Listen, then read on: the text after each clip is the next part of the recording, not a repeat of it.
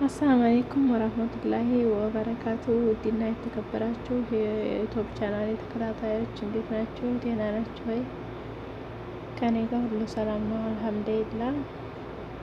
ያላ ሰላምታ እዝነቱ ረድኤቱ አይላችሁ በያላችሁበት አላህ ይጠብቃችሁ። ዛሬ የመጣሁበት ርዕሱ እንደምታዩት አዳሚ ፊጥ ፊጥ እያላችሁ ነው ማለት ነው። ሳሚራ እና ፈሀድ ተጋቡ። ምን ይጠበስ? አልፍ መብሩክ፣ እንኳንም ተጋቡ። ሴቶች ግማሾቻችሁ ሴቶች ወንድ ያታለ እንዴ የሌላ ሀገር ዜጋ የምታገባው ትላላችሁ። ወንዶቹ ደግሞ ነገም ሌላ እሷን አይታ ታገባለች። እሱ ደግሞ የሌላ ሀገር ዜጋ መሆኗን አውቆ ሚዲያ ላይ ያወጣት። ሁላችሁም በየፊናችሁ ፊት ፊት አትበሉ ማለት ነው። መብቷ ነው ዘመብት። እሷ ፈልጋ ወዲያ አይደል ያገባቸው። የእሷን ኑሮ እናንተ አትኖሩትም። ስለዚህ ደግሞ የኢትዮጵያ ሴቶች ብዙ ናቸው የሌላ ሀገር ዜጋ ያገቡት ማለት ነው። አትፍረዱባቸው፣ ሴቶቹም አትፍረዱባቸው ማለት ነው። ወዲያው አይደለም የሌላ ሀገር ዜጋ የሚያገቡት ማለት ነው። እዚህ ጋ የራሳችንን እያየን ነው እንትን ማለት ያለብን። የሀገሯን ልጅ አግብታ አይደል እንዴ ስንት እህቶቻችን ደምን በሚያለቅሱት። ወላሂ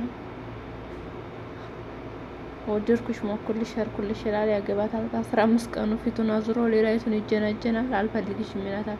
በታኝ እንኳን ስትለው በስነ ስርዓቱ ኒካዋን አያወርድላትም። 100 ሺህ ብር ክፈይኝና 150 ሺህ ብር ክፈይኝና ይላታል። አይደለም 150 ሺህ ብር 100 ሺህ ብር ማለት ነው። 1000 ብር ለማግኘት ስንት ወጣ ወረድ አይታ ነው፣ የስንቱ ፊት ገርፏት ነው ማለት ነው። የራሱ ዜጋ ብኮን ያወጣት ሚዲያ ላይ እሷስ አልሐምዱሊላህ መሽም ይሁን ያኔ ሻርብ ለብሳ በስነ ስርዓቱ ነው። ስንት እህቶቻችን አሉ ጠጉራቸውን ገልጠው ምናምን በየሚዲያው የሚጨፍሩ ማለት ነው። እሱ ደግሞ ፋዲያ እንጂ ግድ ብሎ ገትቶ መሽም ሚዲያ ላይ ያወጣትም እርግጠኛ ነኝ። አምናበት ወዲያ ፋዲያ ነው ሚዲያ ላይ የወጣችው ማለት ነው። ወንዶች ልብ ግዙ። በእናንተ ምክንያት ነው ሴቶቻችሁ የሌላ ሀገር ዜጋ የሚያገቡት ማለት ነው። መቼም አንድ ወንድ ልጅ ለእህቱ መጥፎ ነገር አይመኝላትም። ለእህቱ ደግ ነገር እንደምታስበው ሁሉ ለሚስት ደግሞ ጥሩ ሁነህ መገኘት አለብህ።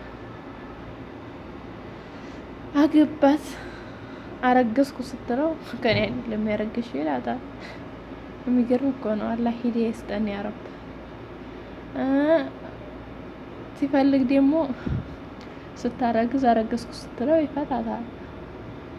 ለምንድን ነው መጀመሪያ ስታገቡ የምታገቧቸው? ለምንድን ነው? ራሳችሁን ጠይቁ። አገባችሁ ለመውለድ በሐላል መንገድ ስሜትን ለማርካት እንጂ እኔ እንጃ።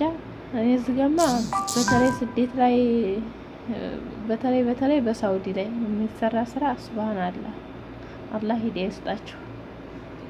ወላሂ ስንት እህቶቻችን ናቸው የሚያለቅሱት። እና ልብ ግዙ። እናንተ መልካም ብኮኑ፣ እናንተ የኢትዮጵያ ወንዶች ጥሩ ብኮኑ ሴቶቻቸው ወደ ሌላ ባልሄዱ ነበረ። እና ሳሚራና ፈሀድ አልፍ መብሩክ እንኳንም ተጋባችሁ ብያለሁኝ። በተረፈ በሌላ ቪዲዮ እስከምንገናኝ ቻው። ላይክ፣ ሰብስክራይብ፣ ሸር ማድረግ እንዳትረሱ።